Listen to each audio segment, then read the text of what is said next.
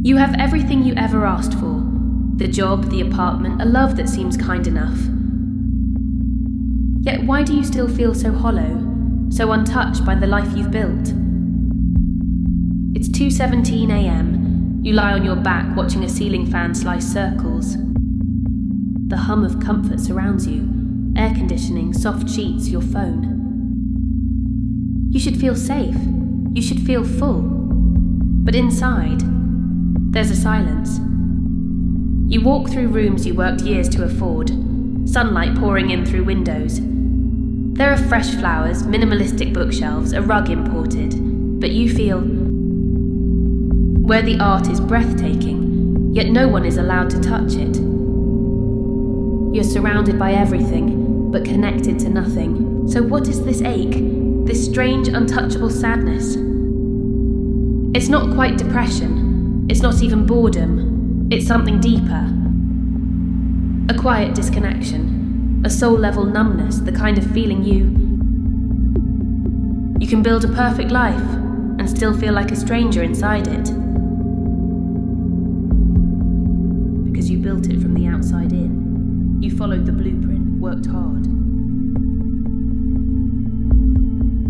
Loved decently, smiled politely, hit the milestones, but somewhere you forgot to ask, who am I building this for? That's the cruelty of the self. The version of you that fits perfectly, that everyone praises. It quietly screams behind every "I'm fine." When you disconnect from your soul, you can't feel anything fully. Not joy, not pain, just noise. Imagine a woman at a dinner party. Her laugh, perfect. Her dress, flawless. She's mastered the art of belonging. But her eyes glance toward the exit, just once, as if checking how fast. Or a man on his balcony every morning, coffee in hand, watching the sunrise. From the outside, it's peace, but inside, he feels like a background. Character in someone else's movie. You think you're tired, but what you are is spiritually starved. No one ever taught you how to nourish the part of you that isn't productive. That isn't aesthetic, that isn't performative, the part of you. But here's the miracle hiding in the void. This emptiness, it's not your enemy, it's your awakening. It's your soul knocking softly, whispering, you've lived everyone. Live mine. The ache you feel is not a flaw, it's a compass, a sacred invitation to come. To stop chasing perfection and start listening, to stop asking. And start asking, who am I, when no one's watching? So pause. Stop running from the silence. Sit with the questions you buried beneath. What do I love, really? When did I stop dreaming? Who was I before the world? And maybe you won't get an answer today. Maybe the silence will stay silent. But that's okay, because healing doesn't start with answers. It starts with honesty, with being still long enough for the numbness to thaw. You are not broken. You are not ungrateful. You are not too much. You're remembering who you were before the roles, before the shoulds, before the applause, before the algorithm. Let yourself feel empty. Because emptiness is where spaciousness begins, and spaciousness is where Let go of the script you were handed. Write your own, not to impress.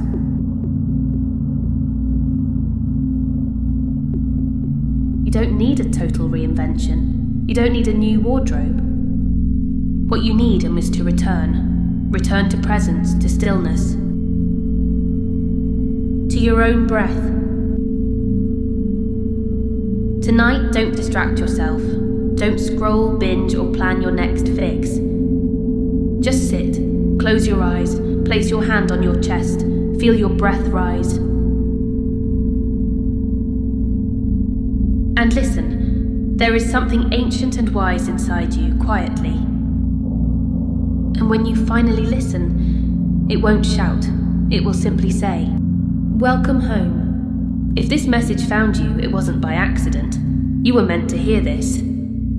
You're not alone, so if this resonated, share it, subscribe, like it.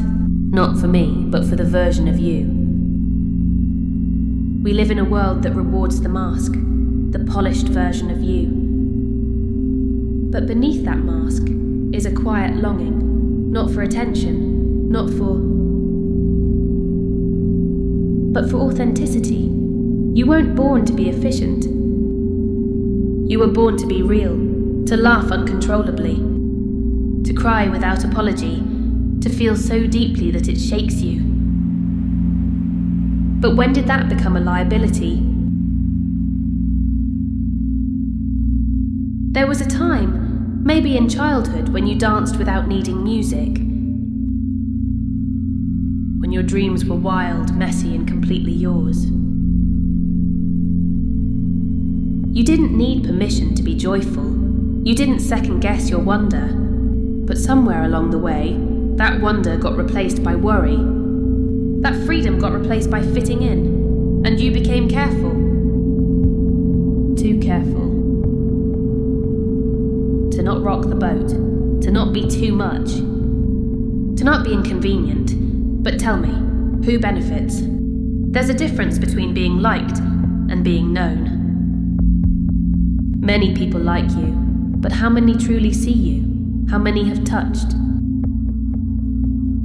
This ache, this spiritual fatigue, it's not just from doing too much, it's from not doing the things that truly. Not creating, not expressing, not being seen, not being you. You were told to chase success, but never taught how to define it. You learned to build a resume, but not a soul. You mastered the art of pretending you're okay, but forgot how to ask. So now every smile feels like acting, every achievement feels like a scene. You're exhausted, not from doing too much, but from doing. That doesn't feed you. But what if you gave yourself permission to be wildly honest? What if you stopped negotiating with your intuition? What if you made space in your life for the things that made you feel alive, even if they? Because life is not a spreadsheet, it's a poem, a mess, a song you're still. And the most important things can't be measured, can't be monetized, can't be justified to anyone but your own soul. Maybe the version of you that's falling apart isn't a failure. Maybe it's your soul shedding a skin that no longer fits.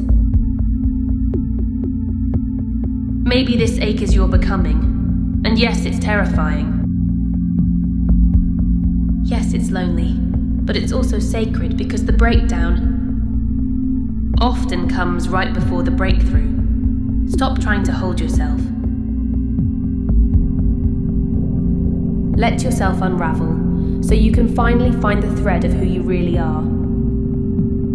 The truth is, no external life, no matter how perfect, can fill. Because the hunger you feel, it isn't for more success, more validation. It's for depth, it's for stillness, it's for home, not a home. But the one buried inside your own chest, the one where your real self lives. Waiting for you to remember.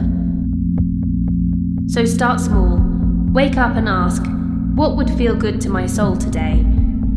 Not what's impressive, not what's expected, what feels true. Maybe it's writing again.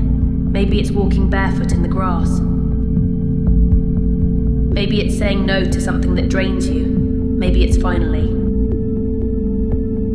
You don't have to burn your life down. You just have to stop. abandoning yourself inside of it. If you're still watching this, it means something in you is stirring. Something ancient, something brave. Don't ignore it, don't silence it.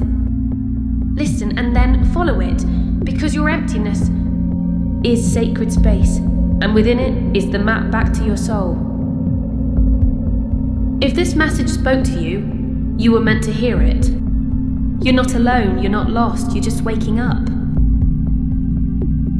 And when you do, the world won't know what hit it. Subscribe. Like, but most importantly, remember who you are.